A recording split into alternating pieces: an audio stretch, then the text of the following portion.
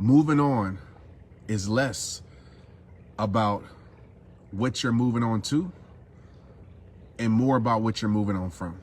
Okay? It is less about what you're moving on to. Some of us, we stay stagnant. We settle for less. We stay in a situation that isn't good for our life. We stay in a job. We stay in a relationship. We stay in a friendship.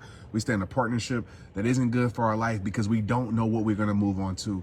We're so afraid to be alone. We're so afraid to go on that journey without, because a lot of us, that's all that we know. We've been codependent on that situation. For me, I was codependent on football. There's relationships in my past that I was codependent on, and I would rather settle for a little bit and settle for less than actually move on with my life. Some of us, we're so afraid to be alone. We're so afraid to go alone that we will stay stuck in a situation that we know isn't good for our life.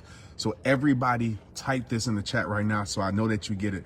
Moving on is less about what you're moving on to and more about what you're moving on from. Okay? And actually, you know what? Let me flip that. Moving on is more about what you're moving on to and less about what you're moving on from. Either way, you can take that quote and you can take that, because what I say about moving on to, what I mean by that is sometimes you think you have to have it all figured out before you leave, before you step away, before you move on with your life. No, it's more about where you don't want to be at anymore. It's more about, no, I'm not accepting this pain anymore. It's more about, no, I'm not accepting less anymore in my life. So I'm moving on for that. Second thing I want to tell you, and this kind of sounds contradicting, but don't take it out of context, okay? And write this down in the chat. And then we're going to get into this principle that will change your life when it comes to moving on. And you can watch this from the beginning. You guys that are tuning in, I'm going to save this. You'll be able to watch it from the beginning. You'll be able to watch it on YouTube or on Facebook, however you want to watch it. And you guys can share this as I'm speaking too. Let's get these numbers up. It's 3.2 in here. Let's get up to 4,000 because people need this message. And I see people in the commenting that. Let me tell you this.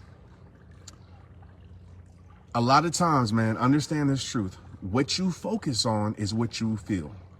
What you focus on is what you will feel.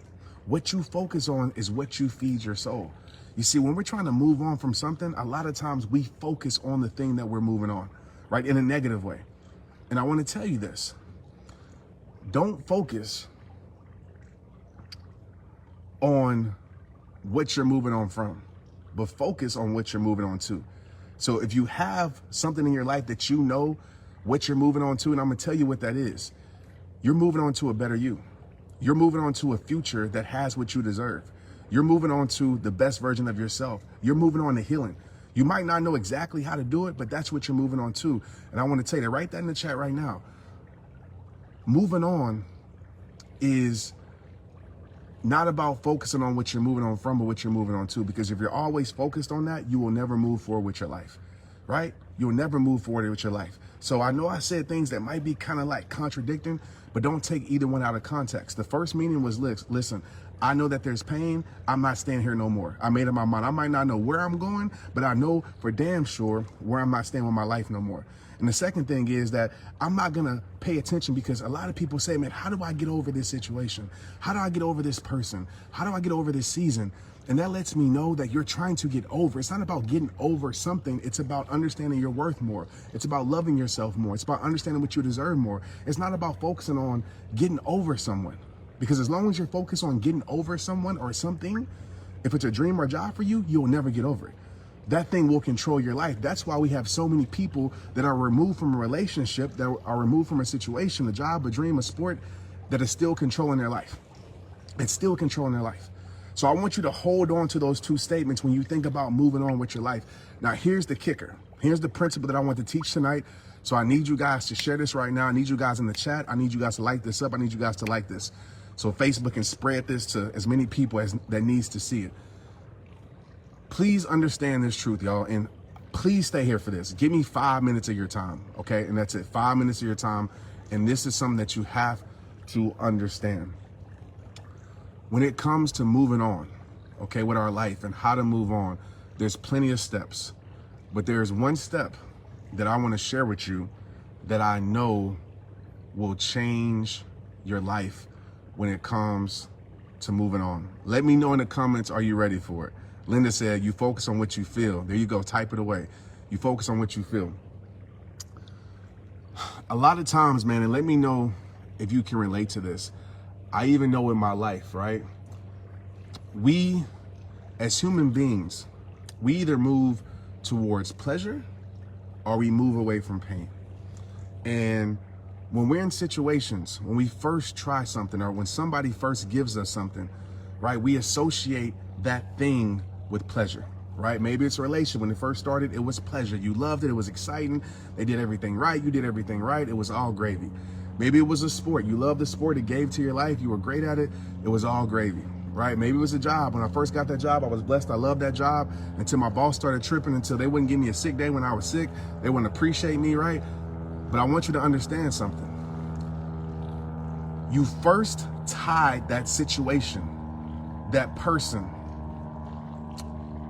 and you associated that person or that situation with pleasure. Please stay with me on here, y'all. Please stay with me here tonight.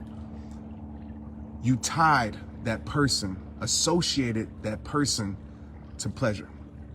Okay, so subconsciously in your mind, every time you think about the situation, subconsciously, your brain activates pleasure because that's what you got so much of.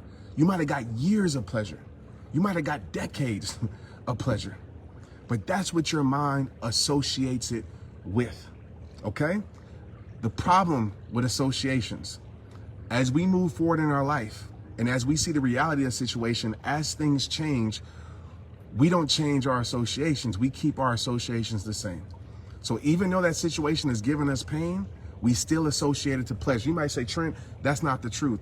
It is the truth. That's why you're so quick to go back to that situation. That's why you're so quick to go back. When somebody gives you a little bit of pleasure, you go back to a situation that you're trying to move on from, or you go back to that thing, go back to that environment, because you've associated that person or that thing with pleasure. You associated that person or that thing with good, especially if they came into your life and secure your insecurities, make you feel better, helped you heal, all that type of stuff.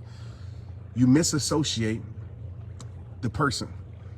So when they're giving you pain, when it's giving you pain, you don't even realize it because you're so tied subconsciously to what they used to give you. In your mind, your subconscious mind is programmed to feel what they used to give you, not what it really is. And some of us, what we do, even when we know what it really is, even though we know the reality of the situation, and we ignore the reality because some of us, we hope that it goes back to what it used to be. We pray that it goes back to what it used to be. We wish that it goes back to what it used to be. No matter how many signs that we get that it's not going back, we hope, that we pray, and we wish that it goes back to what it used to be. You've allowed what it was to make you blind to what it is. Do y'all feel me on this tonight? Do you get where I'm going? If you feel this, say amen, say yes, drop a heart, drop a like. Let me know if you understand what I mean by this, because this is what you have to do. In anything in life, y'all, we have habit loops. I call them revolving doors. It's like going back to the same reasons why you left for. We have habit loops, right? We have an emotion that we feel, right? Maybe it's a void, maybe you're lonely, maybe you miss a person, maybe you miss this. Your emotions are valid. And what usually happens is that we want to do anything to make sure we bring ease to those emotions, to make sure we bring a cure to those emotions. So what we do in this habit loop, once we feel lonely, we take an action. And a lot of us, we don't move on because we take the action of going back instead of moving forward. So you have to have a disruptor in your emotional habit loop. You have to have a disruptor in your emotional habit loop. I used this analogy years ago. If I gave you a cell phone, right? We all can relate to cell phones because we all been addicted to cell phones. And I'm gonna tell you right now, you're addicted. Love is the greatest addiction. Okay, people don't talk about it enough. Love is the greatest drug. It's an addiction. So when you're addicted, it's hard to break free from things, y'all. It's not easy. That's why we struggle with this. A lot of us are addicted to our cell phone. If I gave you a cell phone, right? And every time you picked up that cell phone, you had a dopamine hit of pleasure. Every time you picked it up, what a lot of you do, that's why we're addicted to our cell phones. We're gonna always go back to that cell phone. We're gonna always go back to it, no matter how much stress the cell phone brings, no matter how much the screen time prevents our sleep, no matter how much it's detrimental to our mental health at times, no matter how much it disrupts our peace, we're gonna always go back to that cell phone because our brain, our mind, our life associates that cell phone with pleasure. Now just imagine if I gave you that cell phone, right? And for the first time you picked up that cell phone, or even the third or fourth time, and every time you picked it up, that cell phone shocked the hell out of you. You picked it up and it shocked you. It electrocuted you. You'll put it down quick. It would only take you a few more times for you to pick it up to realize that that cell phone is not good for my life. You might say, Trent, what does have anything to do with me moving on? Everybody watching this live right now, you have to get very clear on the true association on what you're trying to move on from. So if that situation is pain, you have to feel that pain. And I know it hurts to do that, but you got to feel that pain. You got to know every time I go back, I'm going to feel a pain. Every time I go back, I'm going to hurt. Every time I try to hold on to something, it's going to break my heart. Every single time. And so some people might say, well, Trent, what do I do? I'm going to tell you what you do. You got to remind yourself, if somebody abused you, physical abused you, and they keep calling your phone, you have to write in your phone, black eye, abuse, narcissist. So every time your phone ring, you're reminded of what it really is, not what it was. If it's a sport that you're trying to go back to, that you know it's not good for your life, you got to tell yourself that this is not going to help my future anymore. That is over. I got to create a new normal in my life. You got to create a vivid picture. If it's a friend that's toxic and you know they're toxic, change their name from Karen in your phone to toxic. So every time they call, it reminds you of what they really are to your life. And I'm not saying people can't change, because people change. I've had my toxic days, I'm sure, and I've changed. But you got to stop thinking you gonna change the person. So when you put the truth and remind yourself and reprogram yourself on what the situation really is, the reality, it makes it a lot easier. I didn't say easy. It makes it a lot easier for you to move on to a situation. And I'm gonna tell you the timeline of moving on really quick. As I get off of here, I'm gonna go to Instagram. I'm gonna tell you the timeline of moving on. This is how it happens, okay? And I'm gonna tell you this. When you make a decision to move on with your life, whatever it's from, you're gonna go through a separation anxiety, right? You're gonna think, did I make the right decision? The person or thing is probably in your inbox, in your phone, cussing you out, saying you ain't gonna ever be nothing without them, all that type of stuff, right? Maybe the friend is spreading gossip and rumors about your name. You're like, damn, I might as well just stay in it if I gotta deal with all this. And a lot of people get to that point and they go back. A lot of people get to that point and they say, you know what? I'd rather just accept the pain than move on through a pain. What I mean by that, and I want you to ask yourself this question, when you're struggling to move on, when you want to go back to a situation that you know isn't good for your life, ask yourself this question. Would I rather stay in a permanent pain for the rest of my life where I know what it is? I know I'm settling for less. I know I'm going to die unhappy. I know I'm going to die settling for less. Or would I go through temporary pain? The pain of being lonely, the pain of, anxiety from separation. I'm going to choose the temporary pain that will lead to the healing eventually. I'm willing to go through that journey of scariness as I move through the journey of healing with my life. But you got to decide that. So this timeline, you go through your separation anxiety, you go through your loneliness, and I'm going to tell you what happens. The best thing that you can do, okay, and I'm cutting this short, the best thing that you can do is to show yourself that you can survive without that situation. You can survive without that friend that's toxic. You can survive without that relationship that's toxic. You can survive without that job that's toxic. Because once you show yourself that you can survive without it, you start to build confidence in your life. Some people in this comment box right now, I'm sure can attest to this. Some people in this comment box right now will tell you, I'm sure, they have stories after stories after stories. Your first step is to show yourself that you can survive without it. And I want to tell you, you can, right? You're breathing, you're living life, your heart's beating. You can survive without it. As you continue to work on yourself, as you continue to figure out what loving yourself is all about, as you can figure out who you are instead of who a person wanted you to be, as you get back your own identity, as you start to heal, you know what starts to happen? You start to build a little bit more confidence in yourself. You know what starts to happen? You start to feel a little bit more freer from that person. You know what starts to happen? That person or that thing that used to have so much power over you starts to become powerless. It starts to lose its power. Again, guys, it's not just about relationships. I can tell you my story with football. It started to become powerless. And that gravitational pull of hurt, that gravitational pull of guilt started to get weaker and weaker and weaker. That gravitational pull of manipulation started to get weaker and weaker and weaker as I started to move forward.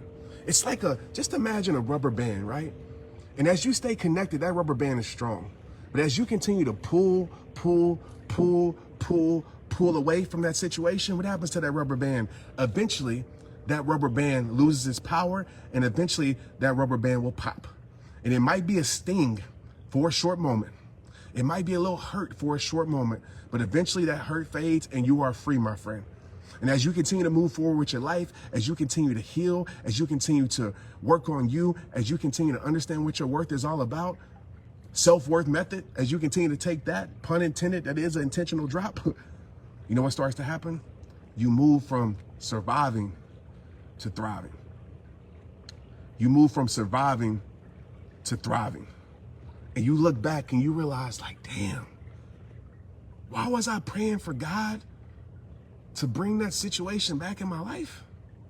Like, damn, why was I praying and crying and begging for that boss to give me a raise and give me a promotion at that job, at that environment that was so toxic?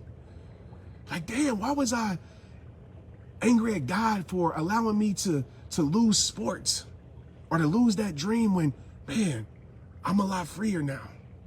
And you start to look back and you realize that your life is better off without it. And my friends on here, the people that be treating people like crap, I'm gonna tell you something. When a person realizes that their life is better off without you, they ain't coming back. When a person realizes that they got more peace without you, they ain't coming back. When a person realizes that their soul is a lot lighter without you, they ain't coming back. And that's the goal. And this is just a brief part of moving on, y'all. Like, self-worth method, I'll talk about this deeper, but this is just one step. If you can remember those two things we talked about at the beginning, if you can remind yourself of this, remind yourself of the association.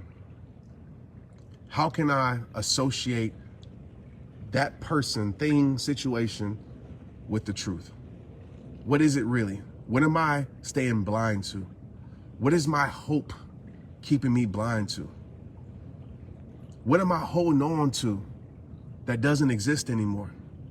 You know, sometimes the hardest thing in life, and can I get an amen with this, man? Can I get some hearts from this? Can I get some likes buttons on this? Hit the like button with this one if you feel this, man.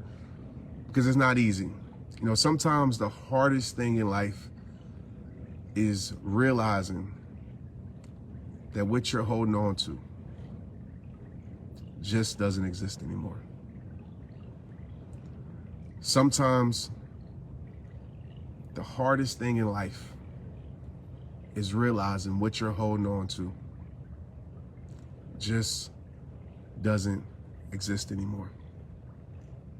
Sometimes the hardest thing in life is what you're hoping for will never go back to how it used to be. And when you understand, man, that everything isn't meant to last forever, when you understand that the future has your healing, when you understand that you will survive from it, no matter how long you've been in it, and it's about reprogramming your subconscious mind with the truth, and it's about giving your life what you need and creating experiences with your life, moving on becomes a lot easier. Moving on becomes easier when you focus on what you're moving on to instead of what you're moving on from. Moving on becomes a lot easier when you understand that the only closure you need is realizing that you deserve better. Moving on becomes a lot easier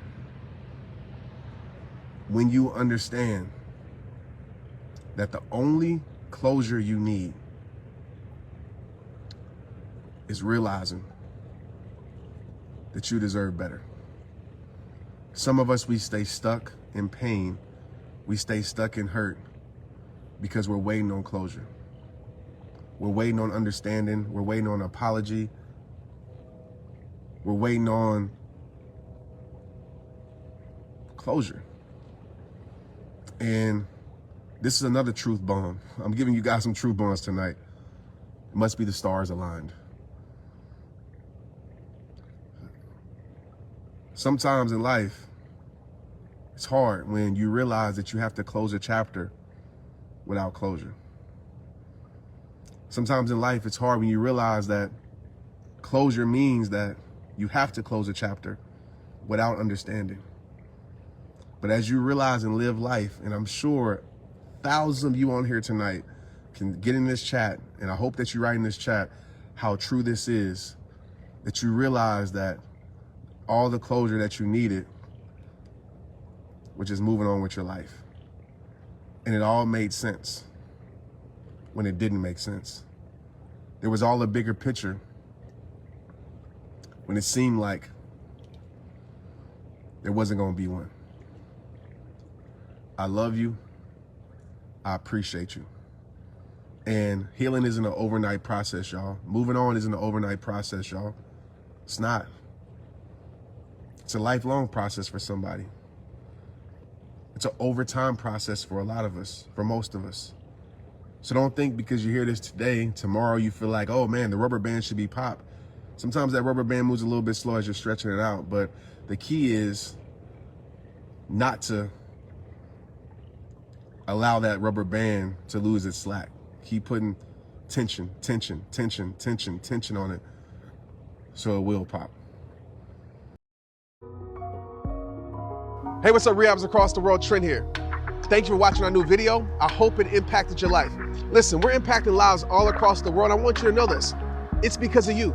It's because of you supporting the messages and sharing the messages. And speaking about sharing the messages, if this video touched your heart, if it's on your heart, please press share, because I promise you this, there's somebody in the world right now that needs to watch this video. And by you pressing share, you become a hero in their life. I get messages every single day say, Trent, I had no idea what rehab time was yesterday, but my friend shared the video, I saw it on the timeline, and man, did I need it. We're gonna continue to impact the world only with your help. We appreciate you. But like I say at the end of every single video, it all starts with you. It's rehab time. Let's get it.